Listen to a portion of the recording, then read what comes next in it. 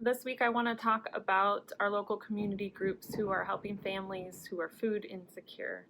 They have been so busy during this time, and thankfully they've received a lot of generosity, but summertime has been a little slow on food and grocery donations. So I want to encourage you, Chapel Hill, this week to take one step forward and to, while you're out grocery shopping, pick up some items for Fish Food Bank or food backpacks for kids. And you can also share your garden produce with these groups as well if you have an overflowing garden. If you want to take two steps forward, I really encourage volunteering as well. There are some opportunities for volunteering from home, so I'd love for you to check into the websites of Fish Food Bank, our local partner, and Food Backpack for Kids, and you'll find that in the description. The most current needs for the pantries of Fish and food backpacks are on their websites, so please go check that out. We're going to hear now from a few of our Chapel Hill family who have been involved at Fish in various ways and can give you a little different perspective and what it might look like to volunteer there. A couple months ago, I started volunteering at Fish Food Bank because I want to go into healthcare. And in healthcare, it's a necessity for people to have good food. So volunteering at Fish, I've been able to distribute things like canned goods, along with meats, produce, and other things that are really important for sustainable health. Along with food, we're able to distribute things like beauty products and kitchenware, and just like other things that people really need to live. It's been really eye-opening for me, and I've been able to meet so many people in our community who I wouldn't necessarily get to meet as a college student. Everyone at Fish Food Bank has been so welcoming. Every week I go in and everyone's welcoming me and saying hi and just wanting to get to know me too as a person, which has been really cool. Especially in a season like this where we don't get so much face-to-face contact, it's been really cool to meet everyone in our community. And I encourage you guys to get out there and start volunteering.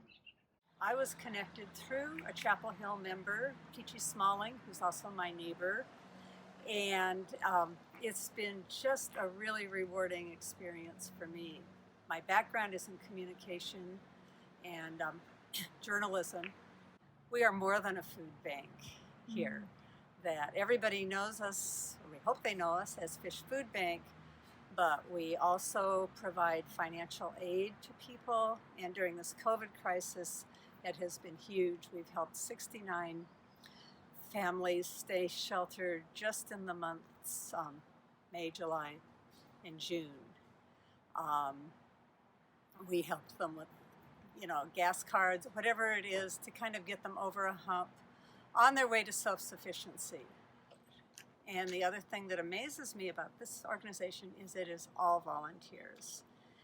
And we've been dreaming of a larger facility that was really designed to serve people through just amazing, I have to say, providence of God. We are now going to be building right behind us, so our clients will be able to find us. And the planning, the drawings, the plans are well underway. We're hoping to complete it in 2 years. That Chapel Hill committed $100,000 in matching funds for the building. So we're partners in this already. We also just have a whole page that says how I want to help. And it lists the kind of the food donation ideas. There's a volunteer form you can fill out. As I say, if you want to be here as a bagger or a sorter or a helper, you go right to, there's a link to Volunteer Genius. And kids can help too.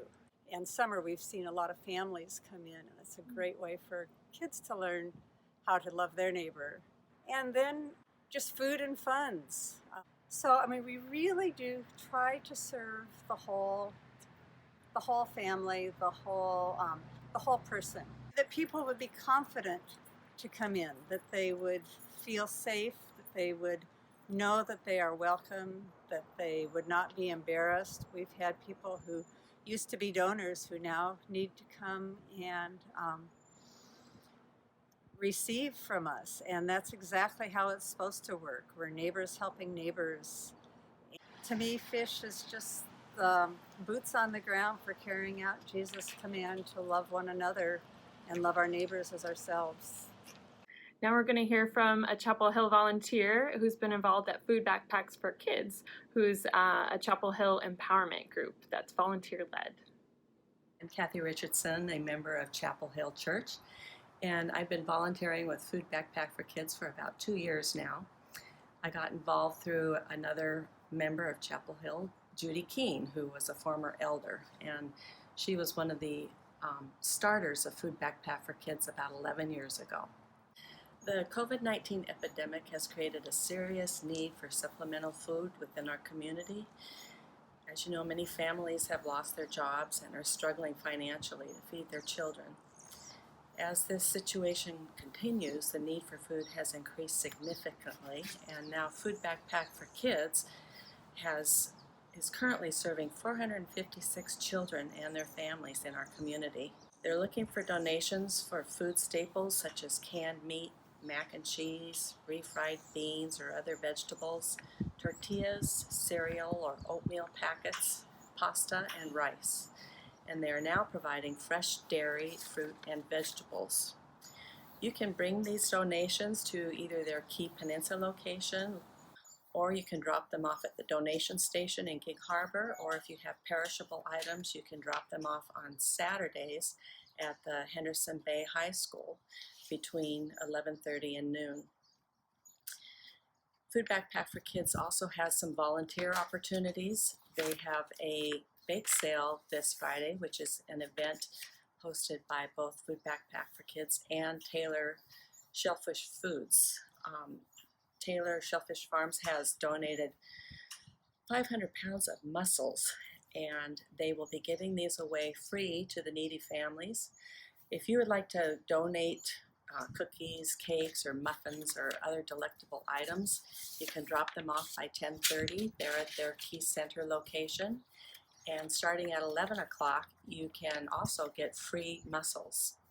Food Backpack for Kids receives food donations at their Key Peninsula location at 10:30 on Fridays, and they need help with unloading the trucks and packing the boxes. Another volunteer opportunity that's coming up is through the Peninsula Hands-On Art. In conjunction with Food Backpack for Kids, they are planning for over 12,000 art projects to be sent home for kids so they can have another year of art education and skill building.